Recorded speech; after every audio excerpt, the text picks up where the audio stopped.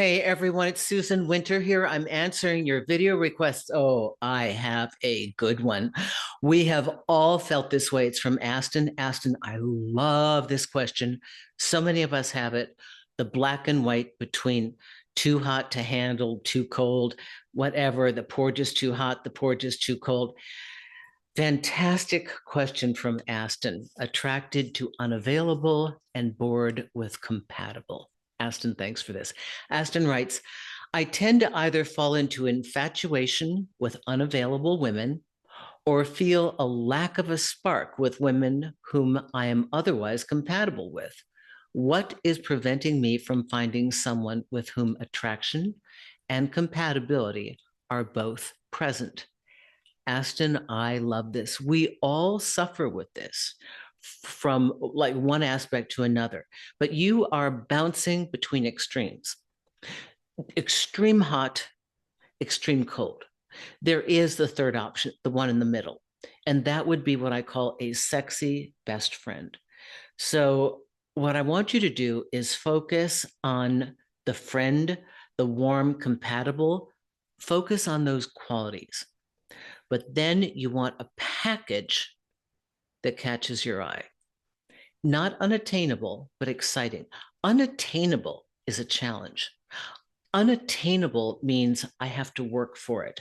So, a woman who would inspire you and challenge you, not to be a bitch, but because she has an opinion and doesn't agree with you, and maybe calls you out when you're wrong and won't let you get away with stuff that you could easily get away with others, which is why you got bored.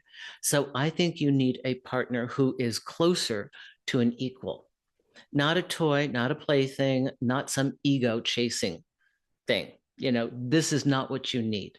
I think you need somebody who would challenge all that you are. You're obviously intelligent.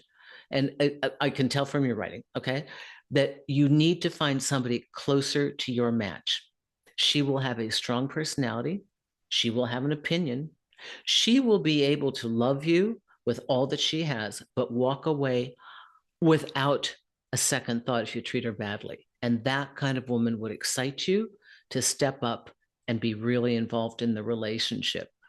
We will die of boredom if we just have some nice, agreeable partner that we can predict their every movement. This is what goes wrong in long term relationships. We don't inspire each other's growth. So, for you, particularly, Aston, you need to incorporate within your design model, actively incorporate that growth factor. Find someone with a mindset that is dynamic and exciting to you, intriguing. Because while you think unattainable is exciting, I believe it's the challenge. I believe it's something that gets you going. I believe it's something that makes you want to jump over hurdles to attain it, to get it, to acquire it. That is more of like an entrepreneur or a leader or somebody who's ambitious. You need goals to capture that makes you feel good, right? That makes you feel the progression of whatever movement, whatever direction you're going in. So if you apply that to a partner who's, runs just about as fast and sometimes runs a little bit faster, I think you will find all the excitement that you need in that model. So I hope this helps you.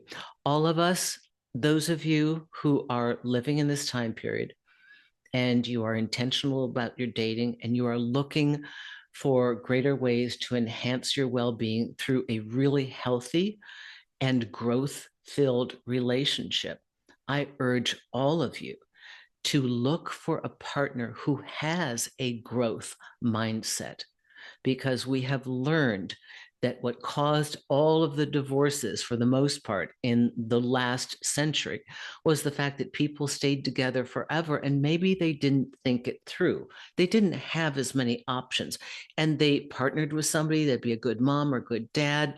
And they didn't think about, can I grow with this person? This may indeed be a luxury of this time period, that now that we both have our money, male, female, everybody's got their own ambition and their own ability to succeed. Now we're looking for a finer cut on who our partner is.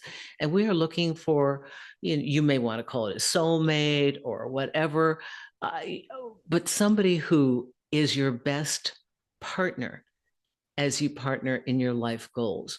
And you would want somebody to inspire you and to challenge you.